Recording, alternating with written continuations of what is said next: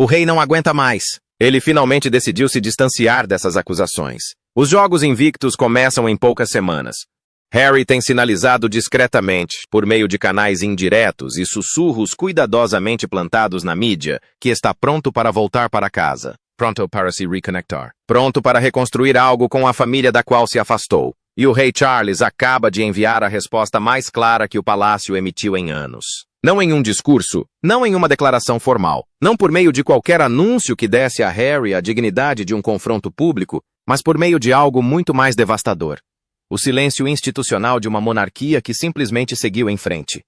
Hoje vamos analisar exatamente o que está acontecendo. O que isso significa para o momento invictus de Harry? E por que as fontes mais próximas dessa história estão dizendo a mesma coisa com palavras muito diferentes? Essa rejeição não é uma pausa, é uma conclusão.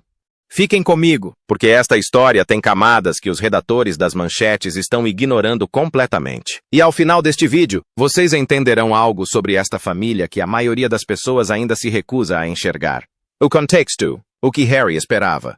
Para entender a dimensão do que acabou de acontecer, é preciso compreender o que Harry realmente acreditava ser possível. Durante meses, a narrativa da reconciliação circulou pela mídia com uma persistência que só ocorre quando alguém a alimenta ativamente. O assessor sênior Theo Rycroft estaria envolvido em discretos esforços diplomáticos. Os canais eram descritos como abertos, mas a porta, nos disseram repetidamente, não havia sido completamente fechada. Harry acreditava nisso. Ou melhor, Harry precisava acreditar nisso, porque sem a possibilidade de um degelo, todo o seu posicionamento, as visitas de retorno, a plataforma Invictus, a imagem cuidadosamente construída de um homem ainda conectado às suas raízes, desmorona. Eis o que Paula Froelich, uma jornalista com fontes confiáveis e de longa data dentro desse mundo, realmente disse. Harry divulga seus desejos na mídia e espera que se realizem. Leia isso novamente. Porque isso não é a descrição de uma negociação, não é a descrição de um processo diplomático bilateral. É a descrição de um homem que publica suas esperanças e chama isso de reportagem. E o palácio? O palácio tem observado, paciente, sem pressa. Porque é isso que fazem as instituições que sobreviveram aos impérios. Elas esperam o ruído passar e então agem. A pergunta que você precisa se fazer agora é: como se manifesta uma rejeição quando uma instituição milenar decide emiti-la? Não se parece com uma coletiva de imprensa. Parece exatamente com o que estamos vendo. O cálculo de Charles. Vamos ser precisos em relação ao rei Charles, pois ele está sendo mal interpretado em quase todos os relatos da grande mídia. Sim, Charles quer ver o filho. Diversas fontes, incluindo aquelas que falaram com a Royal News Network, confirmaram que o rei nutre uma esperança genuína de ter algum tipo de contato pessoal com Harry. Ele é pai. Esse instinto não se desliga simplesmente. Mas eis o que a narrativa da grande mídia consistentemente deixa de levar em conta. Charles também é um rei. E um rei que está lidando com um diagnóstico de câncer, uma monarquia em funcionamento que está se reestruturando ativamente em torno de William e Catherine, e uma instituição cuja credibilidade a longo prazo depende da percepção de que não pode ser manipulada ou usada como moeda de troca. Esse rei opera sob um conjunto de restrições completamente diferente de um pai que simplesmente sente falta do filho. Fontes que falaram com a Royal News Network foram explícitas. Eles entendem que Harry é totalmente indigno de confiança e, portanto, não podem estar perto dele. Essa palavra, indigno de confiança, não é uma linguagem emocional. É uma linguagem institucional. Essa é a linguagem da gestão de riscos. O que ela quer dizer é que, independentemente do que Charles sinta pessoalmente, a instituição já chegou a um veredito. E na monarquia britânica, a instituição sempre vence. Então, quando Charles se distancia dos relatos de reconciliação, quando o palácio se recusa a confirmar qualquer informação diplomática extraoficial que a equipe de Harry vem vazando para a imprensa, quando uma fonte do Palácio de Buckingham simplesmente se recusa a comentar se Harry terá sua família com ele em julho, o que você está vendo não é um pai sendo frio. Você está vendo uma instituição se protegendo de alguém que ela formalmente avaliou como um risco. Isso te incomoda? Deveria. Porque isso significa que a diferença entre o que Harry pensa que está acontecendo e o que realmente está acontecendo pode ser maior do que qualquer pessoa tenha admitido publicamente. O Father William. Agora, vamos falar sobre a outra variável nessa equação. Aquela que muda tudo. Príncipe William. Embora Charles ainda carregue o peso emocional da paternidade nessa questão, William carrega algo completamente diferente. William carrega a memória específica, concreta e documentada do preço que pagou pessoalmente por ter seu irmão em sua vida. Charlotte Griffith, jornalista que passou anos cobrindo essa família com fontes confiáveis, foi questionada diretamente. Você diria que William despreza Harry? Sua resposta foi inequívoca. A raiva é tão intensa que chegou a um ponto em que as pessoas não conseguem nem mencionar o nome de Harry na frente de William. Aliás, William afirma que nem está com raiva do irmão porque Harry é como uma não-pessoa. Pense no que isso significa. Não estou com raiva, sou uma não-pessoa. Essa não é a linguagem de uma discussão familiar não resolvida. Essa é a linguagem de alguém que tomou uma decisão interna permanente. William não superou Harry da mesma forma que alguém supera uma desavença. Ele superou Harry da mesma forma que alguém apaga um capítulo inteiro. E William não é periférico ao cálculo da reconciliação. Ele é central nele. Porque qualquer reabilitação institucional de Harry, qualquer reengajamento formal, qualquer restauração de acesso, títulos, proteção e presença em eventos oficiais, requer a aprovação de William. E a aprovação de William, segundo todas as fontes confiáveis que acompanham essa família, não está disponível a nenhum preço. Portanto, Harry não está lidando com uma rejeição, mas com duas. Um pai que quer vê-lo, mas não consegue confiar nele. E um irmão que já não reconhece a sua existência. Essa é a base sobre a qual a história do reencontro de Invictus está sendo construída. Você percebe o problema estrutural? O problema Meghan. Aqui está a frase que explica tudo. E que quase ninguém na grande imprensa quer dizer abertamente. Ninguém quer ver Meghan novamente. Essas não são minhas palavras. Essa é uma descrição direta, vinda de dentro do círculo do palácio, relatada por vários jornalistas cujas fontes ao longo desta matéria foram consistentes e confiáveis. E isso não é noticiado como um rumor, nem como um comentário isolado de um funcionário descontente, mas sim como uma posição institucional consolidada. Agora, reflita sobre o que isso significa para a abordagem de Harry em relação ao caso Invictus. Porque as notícias sobre o possível retorno de Harry ao Reino Unido em julho não descrevem uma visita solo de um homem tentando se reconectar com seu pai e irmão, da maneira que for possível. Estão descrevendo um noivado condicional. Um noivado em que a presença de Meghan, os termos de Meghan e as condições de Meghan sobre quem terá acesso e como será o noivado fazem parte do pacote. O que significa que Harry não está oferecendo uma reconciliação ao palácio. Ele está oferecendo a eles uma negociação com alguém que, segundo essas mesmas fontes, ninguém naquela família quer ver. O palácio não está sendo solicitado a dar um passo em direção a Harry. O palácio está sendo solicitado a aceitar Meghan de volta nos termos que Meghan ajudou a definir. E a resposta do palácio, comunicada de forma institucional e pausada, que diz tudo sem precisar de uma palavra, é não. A fonte de Paula Froelich foi direta. Sim, o rei gostaria de ver o filho e o neto. Ninguém quer ver Meghan novamente, mas eles entendem que Harry é totalmente indigno de confiança e, portanto, não podem estar perto dele. Então, pergunte-se, se você fosse Harry e entendesse isso, realmente entendesse, qual seria seu próximo passo? Porque o passo que ele parece estar dando, o que vem sendo noticiado em diversos veículos, é continuar impondo condições que tornam aquilo que o palácio mais teme, o retorno de Meghan à vida institucional britânica, um pré-requisito para aquilo que o rei mais deseja, ver seu filho e netos. Isso não é uma estratégia de negociação. Isso é um impasse. E num impasse entre um homem e uma instituição milenar, a instituição não cede. A falta de confiança. O motivo pelo qual Spare mudou tudo. Vamos voltar à raiz do problema. Porque a conversa sobre reconciliação, em todas as suas versões, em todas as iniciativas paralelas, em todas as reportagens cautelosas sobre portas abertas e diplomacia discreta, continua girando em torno do mesmo problema sem nunca o nomear diretamente. O palácio não confia em Harry, nem condicionalmente, nem com reservas, mas de uma forma tão completa que, segundo fontes que falaram com vários jornalistas confiáveis, chega ao ponto de considerar insustentável estar sozinho com ele em uma sala. Em situações onde qualquer conversa privada exige uma testemunha, pois a alternativa é que ela acabe em um livro, um documentário, uma entrevista ou um vazamento cuidadosamente planejado para um jornalista amigo. Imagine chegar a esse ponto com um membro da família. Imagine o relacionamento tão deteriorado que a preocupação não é se ele se comportará mal, mas se ele tentará monetizar a interação. É ali que essa família está. E o motivo de estarem ali tem um nome: sobressalente. Sperry não pode ser desfeito. As pessoas que descreveu, a avó que já faleceu, o avô que o leu antes de também partir, o irmão, a cunhada que lutava contra o câncer enquanto as alegações sobre ela circulavam pelo mundo. Todos eles o leram. Os funcionários leram. A instituição leu. E a instituição tem uma memória muito longa. Eis a pergunta que ninguém no círculo de Harry parece estar fazendo. O que Harry oferece ao palácio que compense o custo adicional? Que gesto? Que visita? Que momento cuidadosamente planejado para a mídia fará o rei dizer à sua equipe: eu sei que este homem publicou detalhes íntimos da minha família, enquanto minha esposa estava doente e meu pai estava morrendo. Mas vamos trazê-lo de volta para o convívio familiar? Não há resposta para essa pergunta. E o comportamento do palácio nos últimos meses não é ambiguidade. É a resposta. As crianças.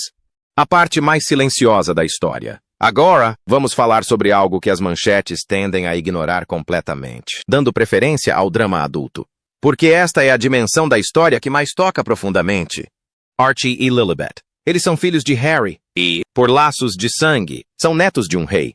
Seus títulos existem. Seu lugar na linha de sucessão está tecnicamente intacto. Mas a realidade de sua ligação com esta instituição está se tornando algo muito diferente do que suas certidões de nascimento sugerem. Os filhos de William, George, Charlotte e Louis estão sendo criados dentro de uma monarquia funcional. Eles são visíveis, eles estão presentes. Eles estão sendo preparados da mesma forma que a instituição sempre preparou seus herdeiros para os papéis que um dia desempenharão. Seus rostos aparecem em ocasiões de estado. Sua presença no Trooping the Colour não é incomum, pois é esperada. Eles pertencem a esse meio. Os filhos de Harry estão na Califórnia. Suas imagens são usadas em conteúdo cuidadosamente selecionado nas redes sociais. O acesso deles à instituição à qual estão nominalmente ligados torna-se cada vez mais teórico a cada mês que passa. Nenhum anúncio formal os privou de nada. Nenhuma declaração foi feita. Mas a lenta lógica institucional de uma família que seguiu em frente não exige declarações. Exige apenas tempo. E o tempo está fazendo exatamente o que o tempo faz. Dizem que Harry agora entende isso de uma forma que talvez não tenha compreendido completamente quando as decisões foram tomadas. Independentemente de ter entendido ou não, a trajetória foi definida por escolhas. As escolhas dele e as escolhas de Meghan, sobre como essas escolhas seriam apresentadas publicamente. Os filhos deles não terão o que os filhos de William têm. Não porque alguém formalmente tenha lhes tirado isso, porque as portas que lhes dariam esse acesso estavam fechadas por dentro. E portas fechadas não se reabrem simplesmente porque a pessoa que as fechou mudou de ideia sobre querer voltar. Isso não é crueldade. Essa é a forma que as escolhas assumem quando um número suficiente delas se acumula na mesma direção. Invictus. O legado sob pressão. Os jogos invictos deveriam ser algo que transcendesse tudo isso. E, em um sentido realmente importante, eles são. Os veteranos que participam são reais. A reabilitação física e psicológica que vivenciam é documentada e valiosa. A missão dos jogos, o compromisso com o serviço militar e a recuperação não é uma mera estratégia de marketing. É um trabalho real que impacta vidas reais. Mas as questões de governança que agora envolvem a organização dos Jogos Invictos não podem ser ignoradas. Saídas de líderes, pressões financeiras, patrocínio corporativo que, segundo relatos, está mais difícil de conseguir do que antes. E essas perguntas surgem exatamente no momento em que Harry precisa que Invictus sustente todo o peso de sua imagem pública, porque a marca Sussex está sob forte pressão em outros setores. Centibali já enfrentou dificuldades. A Africa Parks enfrenta acusações que geraram sérias críticas. A reputação da Travelist caiu. E agora o Invictus, a peça central do projeto, está sendo questionado sobre questões que seu fundador parece não estar preparado para responder. Paula Froelich foi direta. Ele não entende que a verdadeira caridade dá trabalho. Ele não entende que, para conseguir doações, é preciso ter ligações com a família real. Ele quer aparecer e apertar as mãos. E as pessoas estão analisando as finanças da Invictus e fazendo perguntas que um aperto de mãos não responde. Essa é a parte mais cruel de tudo isso. Porque os Jogos Invictus estão programados. Os veteranos estão se preparando. Os eventos acontecerão. E Harry aparecerá. E haverá cobertura. E parte dessa cobertura será positiva. Mas a estrutura institucional em torno desses jogos, a credibilidade dos patrocinadores, a reputação da governança, o apoio sério e constante que transforma um evento esportivo em um legado duradouro, essa estrutura está sob pressão de uma forma que Harry parece despreparado para enfrentar. E a comparação que ninguém em sua equipe de comunicação quer que seja feita, mas que sempre surge, é com William. O portfólio filantrópico de William não está gerando preocupações de governança ou crises de liderança. Não porque William tenha sorte, porque ele aparece consistentemente, sem condições, sem equipe de documentário, sem que o próprio serviço religioso seja tema de um capítulo em uma narrativa pessoal contínua sobre por que ele merece mais crédito do que recebe. O sinal institucional, lendo o que não é dito. Eis como a monarquia britânica se comunica quando quer se comunicar sem se comunicar de fato. Não diz nada. Quando uma fonte do Palácio de Buckingham se recusa a comentar se Harry trará Meghan e as crianças para o Reino Unido em julho, isso não é uma recusa em dialogar. É uma declaração. Quando o site do Palácio continua a exibir os nomes de Harry e Meghan em certos locais, não porque alguém esteja deliberadamente decidindo mantê-los lá, mas sim porque ninguém está deliberadamente decidindo removê-los ainda, isso também é uma declaração. Significa, não concluímos formalmente isso, mas também não estamos com pressa. A grande mídia continua interpretando esse silêncio como ambiguidade, como se o Palácio ainda estivesse decidindo, como se um telefonema ou uma conversa informal pudesse mudar o resultado. Mas a ambiguidade não produz fontes consistentes entre vários jornalistas confiáveis, todos apontando na mesma direção. A ambiguidade não produz o nível de especificidade que estamos vendo agora em reportagens sobre o que a família realmente diz sobre o casal a portas fechadas. Estamos ouvindo que tudo isso que acontece a portas fechadas em Montecito está levando Meghan a um colapso. A família real já não se importa se voltará a ver Harry. O rei está à beira de um colapso. Estas não são as palavras de uma instituição que ainda pondera as suas opções. Estas são as palavras de uma instituição que tomou uma decisão e aguarda o momento certo, o momento tranquilo, Sam Drama, institucionalmente apropriado para tornar essa decisão estrutural. Quando o site do Palácio for discretamente atualizado, quando os dados de Harry desaparecerem silenciosamente, quando nenhum convite chegar para os eventos em que a família de William estará presente, não haverá anúncio, nenhum comunicado de imprensa, nenhum reconhecimento formal do que isso significa, e significará tudo. O que Harry está realmente sentindo. Sejamos honestos quanto à dimensão humana aqui, porque esta não é apenas uma história institucional, é uma história humana. Harry sente falta do pai. Diversas fontes confirmam isso e é perfeitamente plausível. Ele sente falta do acesso, do pertencimento, do enraizamento de fazer parte de algo maior do que ele mesmo, que existia antes dele e existirá depois dele. Quando assistiu a imagens de William em uma partida de futebol, genuinamente relaxado, genuinamente present, genuinamente parte de uma vida com continuidade e comunidade. Não é difícil imaginar o que aquelas imagens lhe custaram internamente e a seus filhos. Ele está vendo seus filhos crescerem na Califórnia, longe da instituição que moldou a vida na qual ele nasceu. Independentemente da postura pública, independentemente da mensagem cuidadosamente construída sobre liberdade, autenticidade e viver segundo os seus próprios termos. Há algo que ele abdicou que não pode ser reconstruído em Montecito, e ele sabe disso. Mas é aqui que a simpatia acaba para muita gente. E quero ser preciso quanto ao porquê. Harry teria imposto condições à sua própria participação em eventos no Reino Unido, antes mesmo de ser convidado. Uma fonte descreveu a situação da seguinte forma. É como dizer, eu adoraria ir à sua casa, mas só se você dispensar todos os outros convidados, providenciar um lanche específico e aceitar que eu leve alguém que você disse especificamente que não quer ver.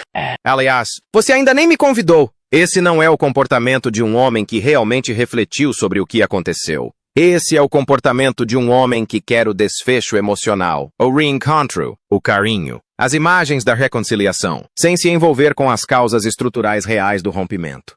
O palácio percebe isso, William percebe isso, e a silenciosa e paciente máquina institucional da coroa está simplesmente esperando, não cruelmente, não triunfantemente, apenas esperando que Harry entenda o que todos os outros já entenderam. O público britânico. Porque nada disso está jogando a favor de Harry. O público britânico tem memória, e ela é pelo menos tão longa quanto as instituições. Há pessoas no Reino Unido que assistiram à entrevista da Oprah, enquanto o príncipe Philip estava no hospital, que assistiram à série documental da Netflix, enquanto membros da família real lidavam com doenças, sucessão e o enorme peso administrativo de uma monarquia em transição, que leram ou ouviram falar sobre o que foi escrito em outros lugares. E a pergunta que o público britânico está fazendo não é se a reconciliação é emocionalmente possível. A questão é se isso é merecido, se os gestos públicos de transparência, os vazamentos de informações por canais paralelos e a suposta disposição em participar de eventos constituem uma prestação de contas genuína ou uma sofisticada estratégia de mídia para transferir a responsabilidade moral para o palácio. A Royal News Network foi direta. Harry precisa perceber que seus serviços não são mais necessários e que seria melhor para ele amadurecer e conseguir um emprego de verdade. Essa é uma linguagem forte, mas reflete um sentimento que as pesquisas e os comentários têm confirmado consistentemente. A tolerância do público britânico à narrativa de Sussex não aumentou com o tempo. A situação se complicou. E aqui reside o erro de cálculo estratégico que está no cerne da posição atual de Harry. Sua estratégia de mídia sempre foi construída sobre um público americano. Um público que, em geral, simpatiza com narrativas sobre escapar de restrições institucionais e disfunções familiares. Mas o evento que importa aqui, os Jogos Invictus, acontece na Grã-Bretanha. A instituição com a qual ele quer se reconectar é britânica. A família de quem ele sente falta é britânica. E o público britânico, que ditará o tom de cada foto e momento midiático em julho, opera com uma lógica emocional completamente diferente daquela que Harry vem cultivando nos últimos 4 anos. Essa diferença não se fecha com uma entrevista bem planejada ou uma chegada cuidadosamente orquestrada ao aeroporto. Ela se fecha com o tempo, a responsabilidade e algo que se assemelha menos a uma estratégia e mais à humildade genuína. E o tempo está se esgotando para saber se Harry ainda tem o suficiente de ambos os recursos. Qual será o próximo passo do palácio? O que esperar? Então, para onde isso vai? O próximo passo do palácio não será dramático. Essa é a primeira coisa a entender. Será algo discreto, gradual, e será compreendido por todos que importam, sem necessidade de explicações. Acompanhe as comunicações oficiais. Observe se os perfis de Harry e Meghan nos sites da realeza são atualizados ou removidos discretamente. Observe se algum convite, mesmo que informal ou indireto, chega a Harry antes de julho. Observe se a revisão da proteção para sua família, atualmente sob análise do Ministério do Interior, produzirá um resultado que, na prática, impeça Meghan e os filhos de acompanhá-lo à Grã-Bretanha. Este último ponto é importante porque, se a proteção for negada ou significativamente limitada, a condição imposta por Harry para sua própria presença, com Meghan e os filhos o acompanhando, torna-se estruturalmente impossível de cumprir, e o palácio não terá dito uma palavra sequer. Acompanhe a agenda pública de William durante julho. Observe se há alguma sobreposição com as aparições planejadas de Harry, algum momento que possa ser fotografado como um reencontro, e observe se essa sobreposição está visivelmente ausente em termos arquitetônicos. Observe Charles. Veja se ele fará algum gesto público em direção a Harry que possa ser interpretado como demonstração de afeto ou convite. Minha previsão, com base em todas as fontes desta reportagem, é que Charles não fará nada que possa ser interpretado como uma abertura. Não porque ele não ame o filho, mas porque ele é rei antes de tudo e a instituição já proferiu seu veredito. E assistam a Invictus. Observem os anúncios de patrocínio, ou a ausência deles.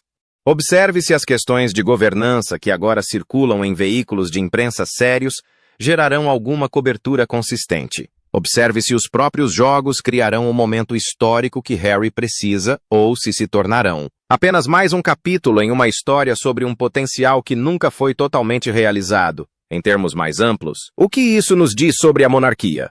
Deixemos de lado as personalidades por um momento e observemos o que esta história realmente revela sobre o funcionamento da monarquia britânica. A instituição sobreviveu porque evolui lentamente e se defende discretamente.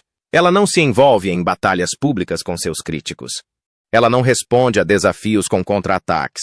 Ela espera, se ajusta e segue em frente. E ao seguir em frente, torna irrelevantes as pessoas que deixou para trás, sem nunca precisar declará-las assim. Harry cometeu um erro fundamental de cálculo sobre a natureza da instituição em que nasceu. Ele presumiu, ou pelo menos agiu como se presumisse, que a monarquia precisava dele. que sua popularidade, seu apelo a um público mais jovem e diversificado, seu casamento com uma mulher que representava algo novo e moderno, tornavam indispensável de uma forma que os membros tradicionais da realeza não eram. A monarquia, ao que parece, discordou. A monarquia tem William e Catherine, cuja aprovação pública cresceu nos últimos anos. Tem a princesa Anne, cuja ética de trabalho incansável e genuína afeição pública fornecem um modelo de serviço real que não precisa de reformulação. Tem os Edinburghs e os Zara Tindalls, e a engrenagem silenciosa de uma instituição que continua funcionando independentemente de quem esteja dentro dela. A saída de Harry criou uma lacuna. A instituição preencheu essa lacuna e agora opera como se Harry sempre fosse sair eventualmente. Porque, olhando as evidências, talvez fosse mesmo.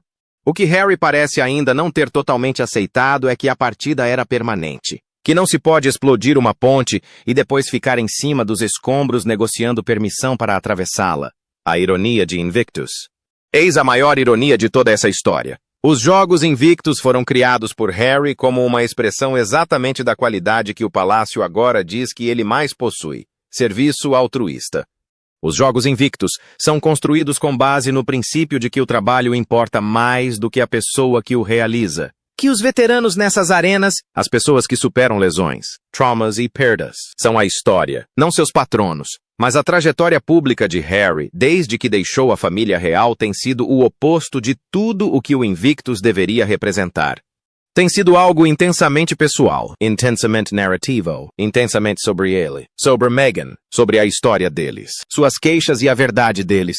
Os veteranos que se dedicam inteiramente a esses jogos merecem um patrono cuja própria história de vida não ofusque a missão da instituição. E agora, nas semanas que antecedem os Jogos Invictus, a história não é sobre os jogos.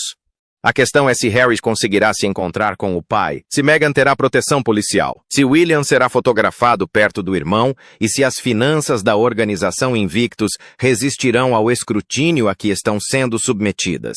Essa não é a história que os veteranos merecem. E, em algum lugar, talvez Harry também saiba disso.